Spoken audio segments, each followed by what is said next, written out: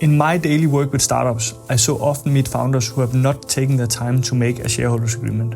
This is a huge mistake. We see so many startups, for different reasons, end up splitting.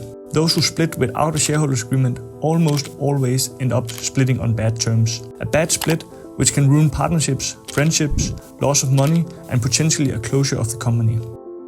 If you have a startup or plan to start one, you need a shareholders agreement, and there are many pitfalls to avoid.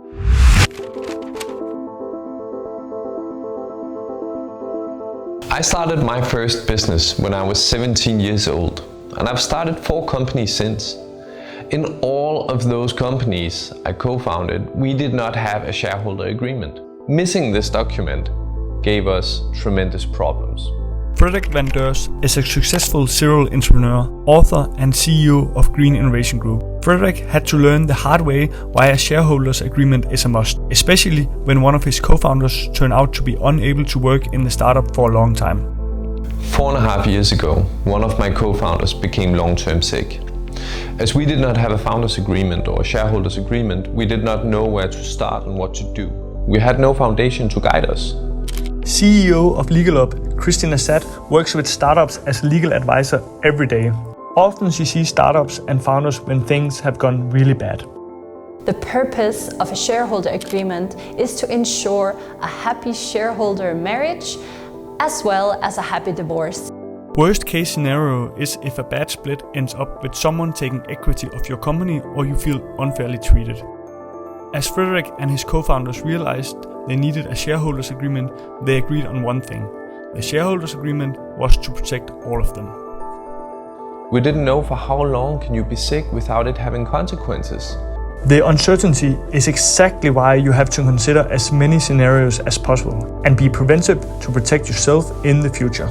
You have to consider what will happen to the shares to the owner in case of death, sickness, or divorce. So as an example, we agreed it would be okay to be sick for up to 18 months, where the standard is actually only 6 months. But in general, the entire agreement was based on what we thought was fair at that given time for all of us. When making our shareholder agreement, we decided we wanted to protect the founders as much as possible. We called it the musketeers oath. We were taking care of each other. To take care of each other, the founders need to ask each other the right questions to determine what needs to be included in the shareholders agreement. Christine knows where to start. Start your conversation on the role of the shareholders to have that properly decided from the beginning. What is the purpose of the company? Who are the shareholders in the company and how much do they own each? What are their work commitments and responsibility of the shareholders? This can seem simple, but Christian emphasizes the importance of being specific and consider all scenarios. Should each shareholder put a minimum amount of work? Are they responsible for marketing, sales, or operations? Are they included in the daily operating team? Do they have a role in the board or something third? Your agreement does not have to include everything. The important part is that you have taken the consideration to make the best agreement for your startup. When it comes to a shareholder agreement, it is not necessary to include everything only to include it, but you should at least consider all the potential pitfalls so that you will ultimately end up with an agreement that fits your needs the best.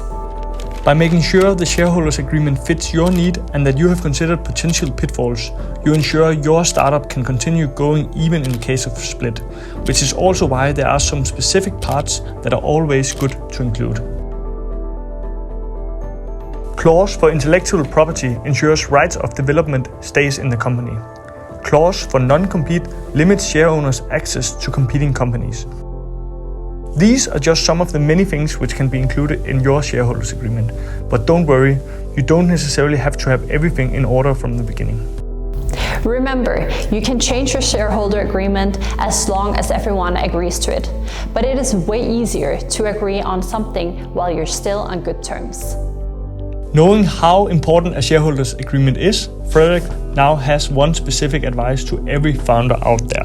So don't be like me. Get a shareholders agreement next thing today. You never know when you're going to need it, but you do know that you're going to postpone it if you don't do it right now. To avoid the same regret as previous founders, follow the advice given in this video. Prioritize the time to talk with your co-founders and remember the shareholders agreement protects all of you. Consider as many scenarios as possible, but include and tailor only to what fits your needs the best. Not everything needs to be there, but the important things do. Having a shareholders agreement is important, but it doesn't have to start off perfect. You can always change it later. It is just easier to do so while you're still in good terms. If you are serious about your startup, then you will make a shareholders agreement today. Talking about the things that can go wrong may not be your highest priority, but by now it is clear why you should start creating your shareholders agreement. It is important to have the tough conversations, and you can seek outside help to facilitate the process.